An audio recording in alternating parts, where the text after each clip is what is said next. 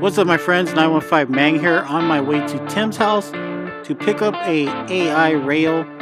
He offered me this before I even did my tank build, which I should have just went over to his house and picked him up, but instead I'm doing it after the fact that my 180 is already set up. So today in this video, I'm going to show you how I converted my LED into a T5 hybrid. The LEDs that I'm using are the Reef Breeders Photon version 2. Also, I get a lot of questions, what rails am I using to hang my lights? The rails that I'm using are from Aquatic Life. The only place that I've seen them sell them at is Marine Depot. This is what I was talking about when I said I should have just went to Tim's house and picked up these rails from the get-go. Instead, I'm doing all this work after the fact. I went to the store and picked up this socket wrenches to get to the back and unscrew it. It was just a pain in the butt. Doing it this way took me several hours because I had to take a break because it was annoying. I'm glad I had a little bit of room to work with in the back. It's not like I can move a 180 out of the way, but this is what I did, and it took a while, guys. These AI rails work great. The reason why they work great is because they have grooves. They have like that T-slot groove, and that's what I'm going to use to hang my T5 reflectors and my T5s on the side. They really are nice rails, a little bit overpriced in my opinion, but pretty nice product here. I got these from Tim. He gave it to me for free. He just hooked me up, and what I'm doing is I'm zip stripping the wires. I'm going to hide them so that they don't fall into the tank, and then I'm just going to put my LED on the center, and it's just gonna look great. It worked really good. You know, if you haven't done this, I did another video about this and I went in depth, but they're color coded. So you just separate the colors. One is red and then the other side is black. So pretty self-explanatory. Now the reason I'm doing LED and T5 is because I want the best of both worlds. You know, T5s are great, but there's a lot of bulbs that you got to change. LEDs are great because they get the color pop and they can also grow corals, and they're not as expensive. So with this, running a 2 bulb combination with the LED, I really think it's the best of both worlds. Now when I said that LEDs weren't as expensive as T5s, I kind of misspoke right there. What I meant to say was LEDs will save you in the long run as far as electricity and cost savings, but LEDs will easily cost as much as a house payment and easily as your car payment. So you got to just think about that. Now these bulbs that I'm actually using on my Aquatic Life Retro ballast are ATI T5s, but they are the Coral Plus. The bulbs are old as they are. I do need to go ahead and buy some new ones. These are like over a year old, but you know, they're still working. Just being straight up with you guys, I do need to change them out. Bulb life is usually, like they say, 9 to 12 months, and I'm well over that now. I'm running my T5s from 10 o'clock all the way up to 4 o'clock, and then at 4 o'clock they shut off with a timer. One thing that I've noticed since switching over to the 180 is that my frog spawn is more puffy. Before it was all like retracted just together. Now that everything looks more bubbly and more fat, and which was tripping me out because when I went over to Kevin's house and we did the 120 with no skimmer video, he got all his frags, most of them from me, and his stuff was looking a lot better. And I think that is just because of the light intensity. It's not really directly over them. My chalices are doing way better. My Miami Hurricane is looking great, and you can see it has multiple eyes on there. And I just can't wait till it grows out on this rock because it's one of my favorite chalices. I also put some chalices off on the side and super glued them onto this rock. The reason why is because I had some that sugar fine sand, which I'm slowly taking out. I'm taking it out with when I do my water changes, siphoning that stuff out and just throwing it away. But my tank is slowly coming together. I've been super gluing here and there. I super glued these rostas onto this branching tonga, And my hope is that these Rastazoas will just cover up this whole rock, and that'll be sweet. This is what I was talking about when I super glued those frags onto that rock.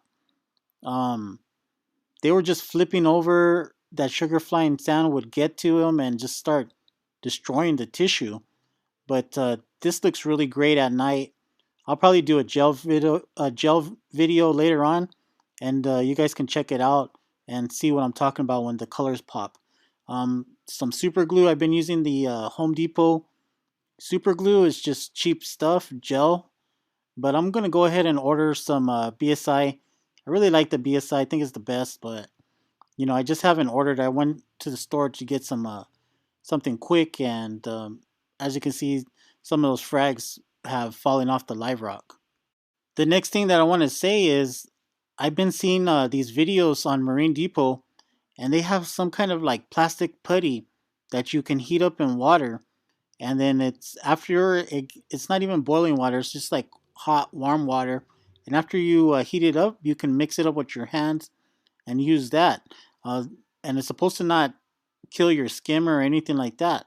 I know a lot of you people probably are into the putty. Myself, I don't really like that putty because it's like $20, and for me, it really doesn't work. Um, that's what I want to do. I want to get some more BSI glue, and then I want to try that new plastic putty that you can reuse. It seems pretty cool. These are the red people eaters that I picked up from Coral Lust. That you can see all those heads right there looking great, and I can't wait to super glue these to some rock. I got a whole bunch of frags all over the place, but I just need to put them away. I'm also rinsing out some sand. I'll do a video on that, but I'm gonna once I clear up all this stuff, it's gonna look great. My little hornets or whatever these things are, I think these are purple hearts, and they're pretty awesome right there. I did do some rearranging of some corals, mainly my sticks. The reason why is because I was having a shading. You know how those shady people are. Well, the same thing with coral. You hang out with you get shaded on, and then you can't grow and you start to lose your color. So what I did is I started cutting up some pieces, moving around some stylos and stuff, and I was getting some monopora shading, the upper purple stylo, so I went ahead and cut it up.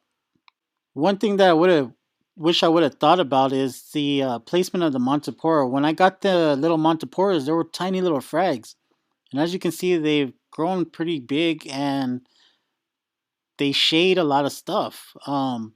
I know I was talking to Vish about it. He hates his Montipora and all that, but I had to move this one piece right here because one, the purple stylo was burning the tips, as you can see, and two, it was shading it. And when your corals get shade, they lose color. So this one piece right here, I picked it up as a little frag, and I picked it up from Corey, otherwise known as 6T7 Mustang, and Budman on Reef to Reef. But I picked that one piece up from him, and it's doing really, really good. I'm gonna go ahead and cut the flow off so you can kind of see from the top, but it's gonna get its color back, and it's gonna look really great. The other side where it's at is has more color, but I used a whole thing of super glue to mount that piece, and I did it underwater, which was something else. Another thing that I had been wanting to do since I was in the tank already, I try to keep my hands out as much as possible, but lately I've been in there, rearranging things and things like that. But what I wanted to do was cut some GSP because the GSP that I have is really nice. It's wavy, it's metallic, it's awesome, but the GSP stings the heck out of coral. And right next to my Duncan coral wasn't open as much as possible, probably because it was getting stung. And you can see where the GSP was. It was all on that white, big, bright piece of rock right there. Also, my hammer, this piece right here, got fragged because the hammer itself was actually shading itself.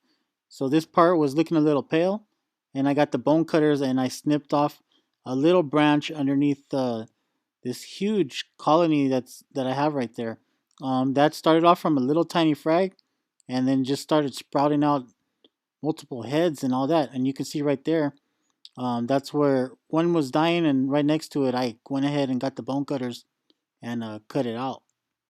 Also, when I was rearranging my rock, I found out that I still have a peppermint shrimp, and I also have plenty of aptasia for it to eat. But the peppermint shrimp has pretty much proved itself worthless. It doesn't come out at all. It just hides in a hole in a rock, and I still have a shit ton of aptasia all over the place. Now, talking about shrimp, my harlequin shrimp is being a champ. I fed it a chocolate chip starfish the last video, and it's still eating that sucker. The starfish that I got was huge, and I think I'm just gonna keep feeding my harlequin. I haven't seen any of the Astorina starfish around anymore, and that's good because I really want these zoas to take off and just grow. Right here, if you remember in the last video, that rock in the background was like a skull, and I had my drill and I was just shaping it more and making like it more defined to look like a skull in it. And I'm gonna stick even more zoas on there, and I hope the zoas and pallies just take off. In the background, that's my new piece that I got from Coral Lust, Scott, and Billy Pipes. So it's doing really good. And then you know everything else is just gonna grow and take off. I can't wait. Another thing that I wanted to show you is the on the rack that I got. I have a huge space right here, and that's causing a lot of shadowing. So my plan is to get my Reef Breeders 50-inch, slide it over, and get either the Reef Breeders 16 or the 24, and fit it in there, and it fits perfectly, and it'll look sweet. I like the light. I was talking to my wife about getting some radions, and she was down. I was gonna try to get the Gen 3 Pros, but $2,000, close to $2,000 is a lot of money for some lights. I can use my existing lights and then just do a little bit of mod, and I'll be ready to rock. But anyways, guys, just want to say thank you guys for watching. Thanks again. Please make sure to like and subscribe. You guys take care. Have a good one, guys.